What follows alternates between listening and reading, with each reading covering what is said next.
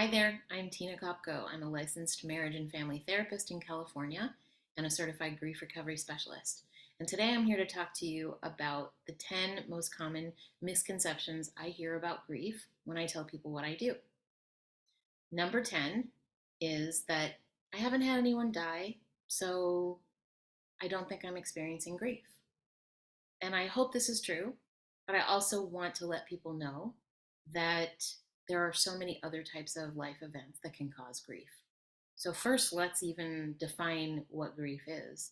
According to the Grief Recovery Institute, where I've been trained and certified, grief is the normal and natural reaction to any type of loss.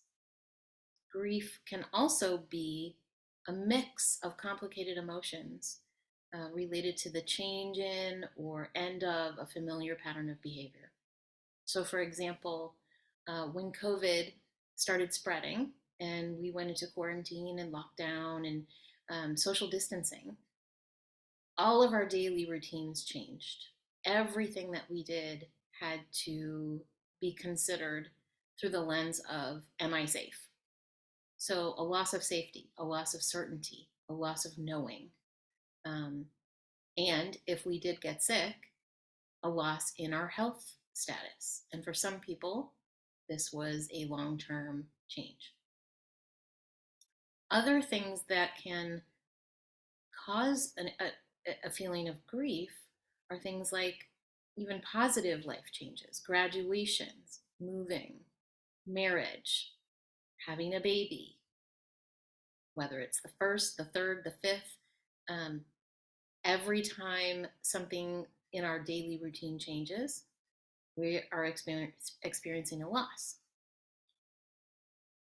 There are other types of losses that we call the intangibles. So things like loss of faith, loss of innocence, loss of childhood, loss of trust in someone that can really rock our world. And we don't always identify it as grief, but it is because it's a loss. So that reaction that we're having, whatever it looks like, it's unique to every one of us. That can be considered grief. So for this reason, I like to help people understand their own experience better and the people around them, their experience better, so that they might understand better that this person's in grief. Yes, they had some major changes in their life, and the emotions, the thoughts, the beliefs, the behavior that has changed, it could be considered a grieving experience.